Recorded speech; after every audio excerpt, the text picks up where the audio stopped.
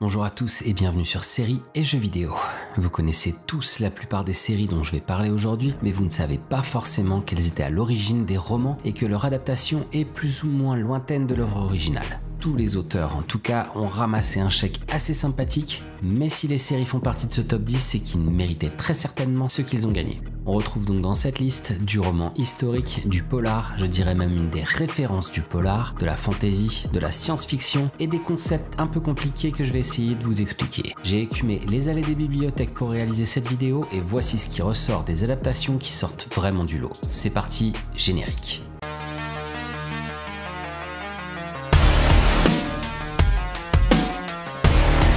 Numéro 10.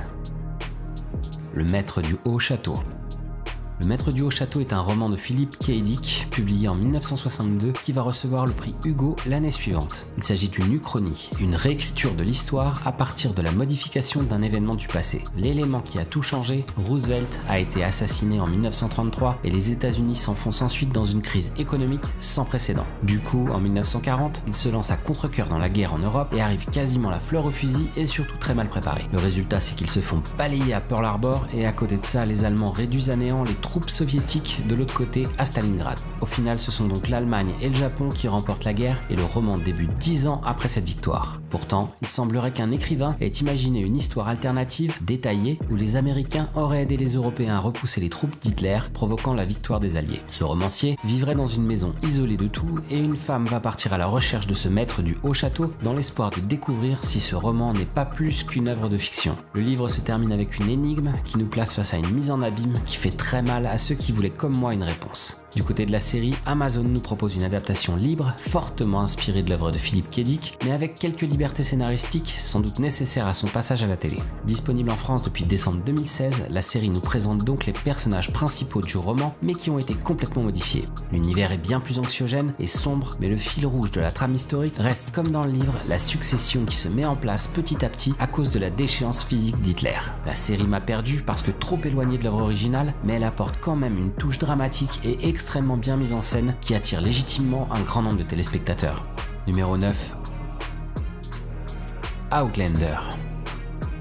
Diana Gabaldon a débuté en 1991 une série de romans de fantasy intitulée Le Chaudron et le Tartan. Ces livres devaient à l'origine être des romans historiques, mais la romancière est tombée amoureuse d'un personnage d'un épisode de Doctor Who. C'était Jamie McCrimmon, un jeune écossais de 1975 habillé en kilt. Le résultat, c'est un roman dont le personnage central est un dénommé Jamie dans l'Écosse du XVIIIe siècle. Comme dans Doctor Who, Diana Gabaldon se sert de la science-fiction pour donner de la crédibilité à ses aventures. L'héroïne du roman, Claire, est donc une infirmière de guerre en 1945 et par un pratique moyen inconnu, elle est projetée dans le passé en Écosse pendant la révolte jacobite de 1744. Elle va donc rencontrer le beau Jamie, dont elle va bien sûr tomber amoureuse rapidement, et l'aventure va débuter autour de ces deux amoureux dans le contexte d'une guerre qui implique l'Écosse, le royaume anglais et le roi de France. La série, dont la saison 5 va bientôt montrer son nez, avec des événements qui vont se dérouler en Caroline du Nord, est un mélange de romance, de fantasy, d'histoire, de kilt et de voyage dans le temps, et voyage au pluriel, préparez-vous. On découvre une série avec une touche très féminine et des paysages toujours impressionnants et qui rappelleront en permanence l'incomparable Game of Thrones. Même si elle souffre d'une touche roman harlequin, où les histoires d'amour sont le point central de l'intrigue, Outlander reste quand même une série très adulte, extrêmement bien réalisée, avec des retournements de situation d'une autre planète et des morts tout aussi inattendues que dans la série d'HBO. Les personnages sont tous attachants et le scénario est addictif. Son succès est inattaquable et la saison 6 a déjà été annoncée bien avant que la saison 5 soit lancée, donc vous pouvez encore rattraper votre retard si vous avez manqué le début. Numéro 8. Hannibal.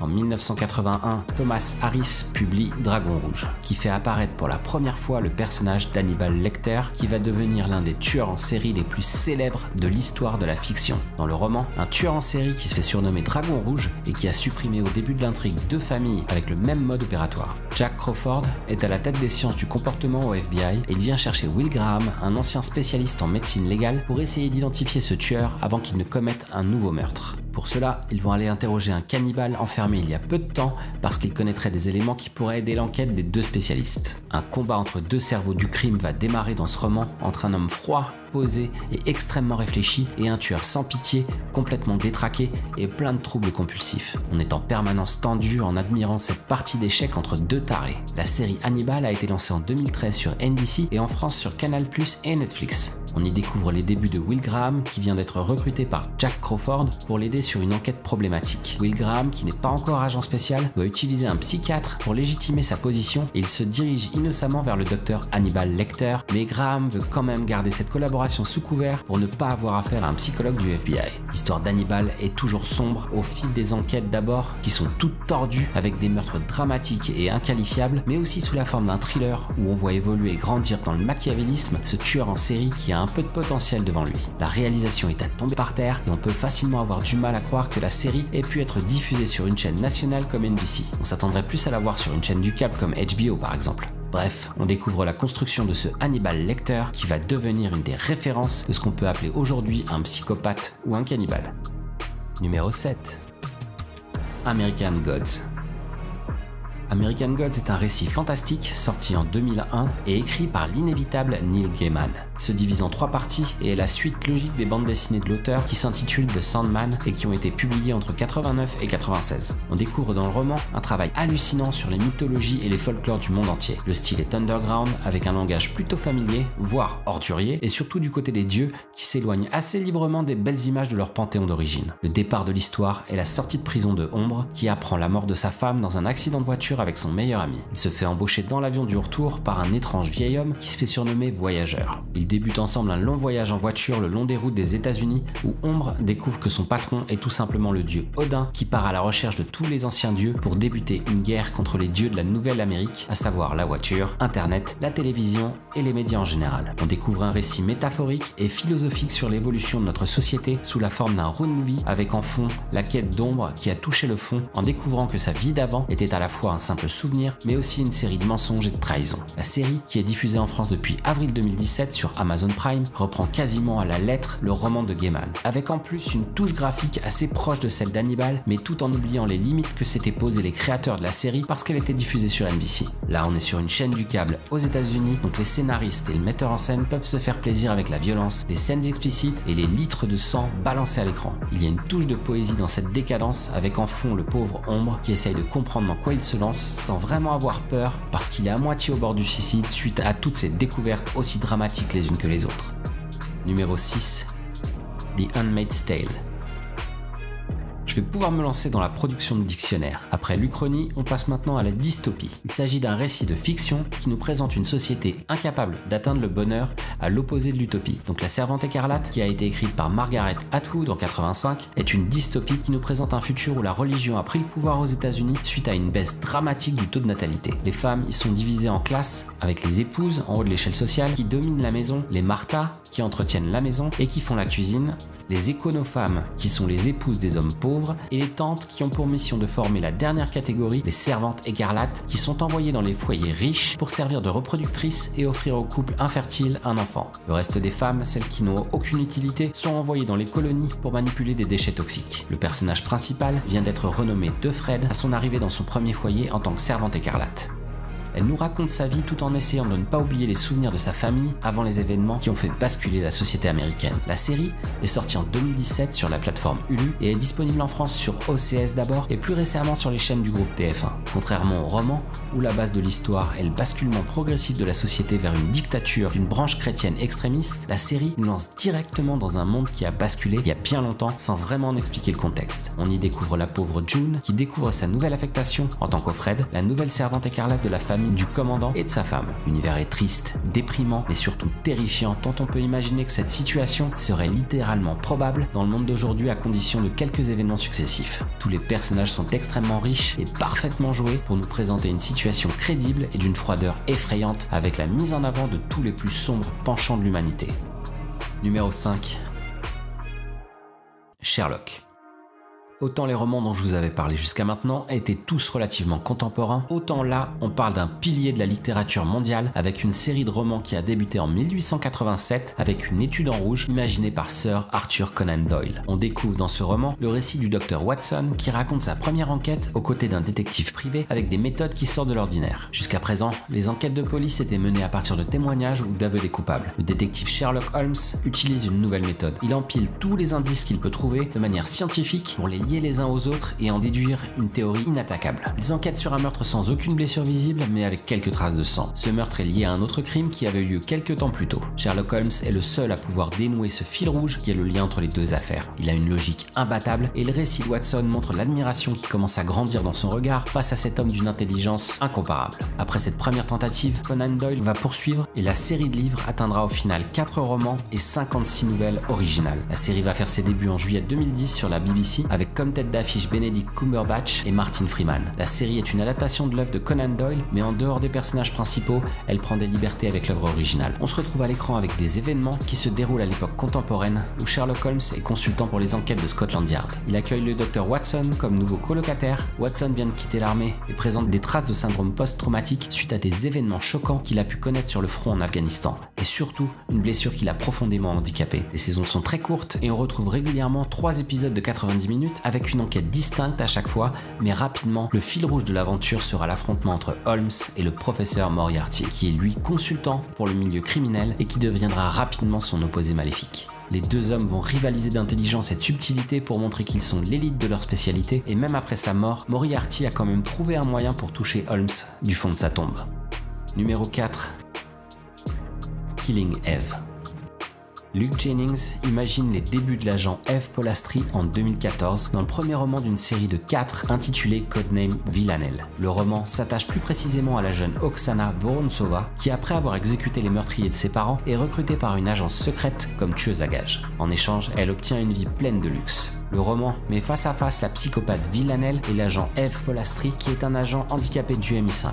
L'enquête d'Eve Polastri sur un massacre va la pousser à suivre la trace de cette tueuse en série. La critique compare le personnage de Villanelle à Nikita de Luc Besson, car elles sont toutes les deux sur le fil de la folie en permanence, visiblement abîmées par des événements dans leur vie et formées par un Pygmalion du crime toujours charismatique. L'adaptation en série se fait rapidement par la BBC et elle débute sur les écrans britanniques en janvier 2018 avec une diffusion plus large sur Canal+ en septembre de la même année. Sandra Oh, qui jouait Christina dans Grey's Anatomy, interprète ici Eve Polastri qui se lance à l'aventure dans une enquête de haut niveau au sein du MI5 des services secrets britanniques. Elle va vite se rendre compte que ce tueur en série qu'elle recherche est en fait une femme avec un caractère et un talent hors du commun. Se met en place alors un jeu du chat et de la souris entre les deux femmes et un lien va rapidement se tisser entre la psychopathe un peu perdue socialement et un agent qui n'est pas spécialement complètement à l'aise dans sa vie avec les autres. Pour moi, c'est principalement Jodie Comer qui incarne Villanelle à l'écran qui crée tout l'attrait de cette série. Son personnage a un nombre de facettes assez impressionnant, allant de la tueuse implacable à la fillette fragile qui donnerait presque envie de la protéger.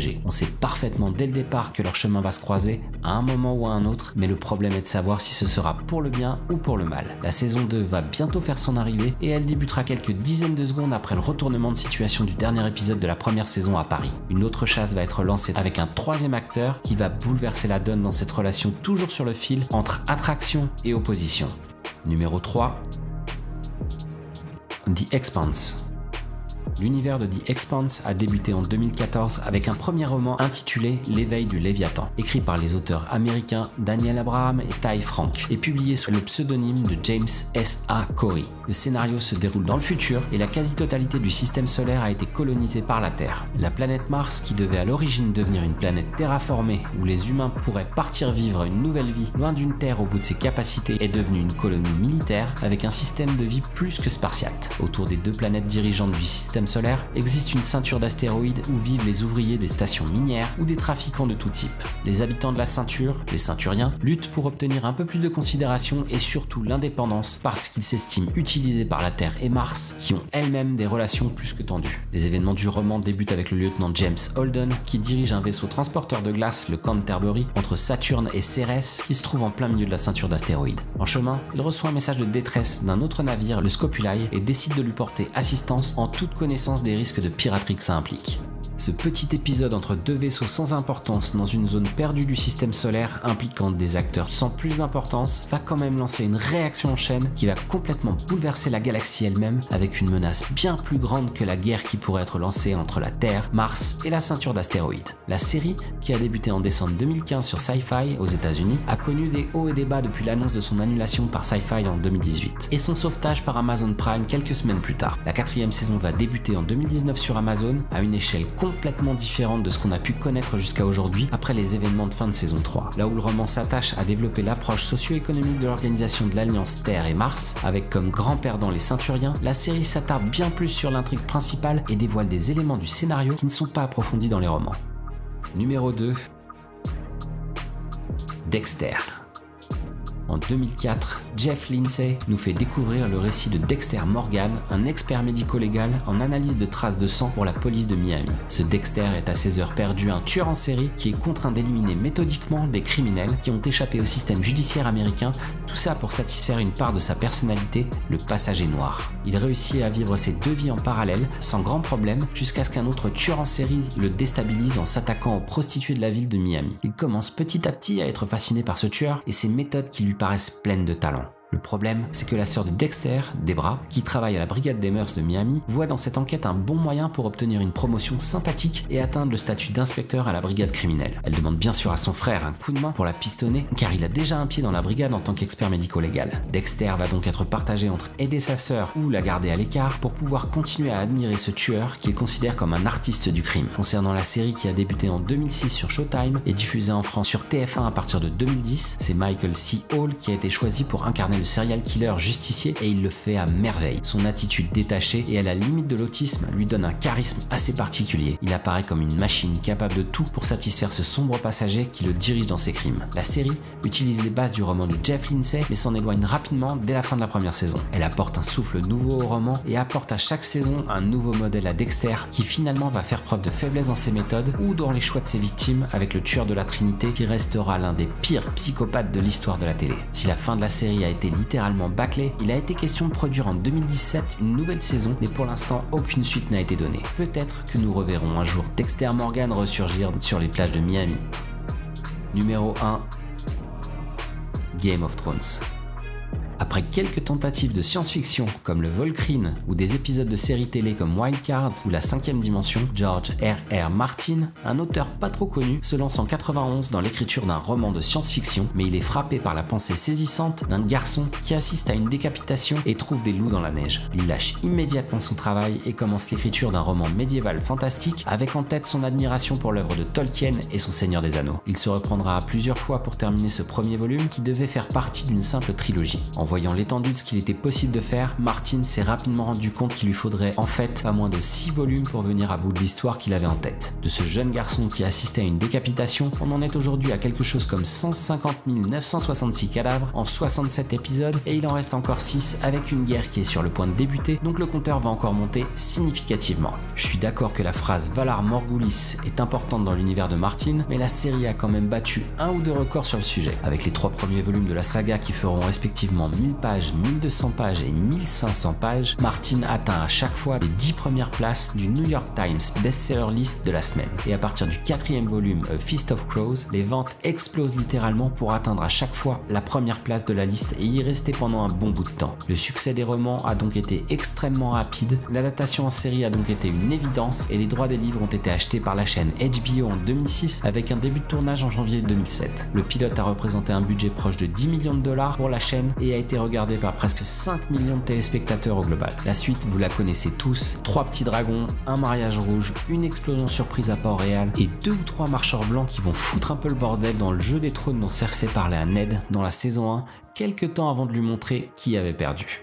Comme d'habitude, je suis certain que vous aurez placé tel titre bien plus haut que moi ou que vous aurez choisi un autre roman que cette série que vous voyez comme une sombre bouse, mais j'ai fait ce classement selon mes préférences, donc je vous invite à me donner vos propositions dans les commentaires. Si vous découvrez la chaîne et que vous aimez ce que vous avez vu, vous avez le droit de vous abonner et même si vous voulez être alerté de toutes mes nouvelles vidéos, vous pouvez cliquer sur la cloche, ce qui vous permettra de ne rien rater. Le plus gros coup de main que vous pourrez me donner, c'est de partager le plus largement possible mon travail parce que YouTube pourra être un peu plus efficace sur ce point-là. En tout cas, commentez. J'adore échanger avec vous et je réponds à tous les messages avec grand plaisir, même si vous n'êtes pas d'accord avec moi. Dans ce cas, comme je suis de mauvaise foi, je vous expliquerai pourquoi vous avez très certainement tort. Vous trouverez à gauche ma dernière vidéo et à droite une vidéo choisie par YouTube selon vos préférences. À présent, je vous laisse parce que j'ai 150 966 personnes qui sont en bas de chez moi et qui semblent tout un peu palichonnes. Je vais leur proposer un petit remontant un peu corsé pour leur redonner des couleurs. En tout cas, comme d'habitude, quoi qu'il arrive, profitez bien, regardez des séries, jouez à volonté et je vous dis à très bientôt sur Séries et Jeux vidéo.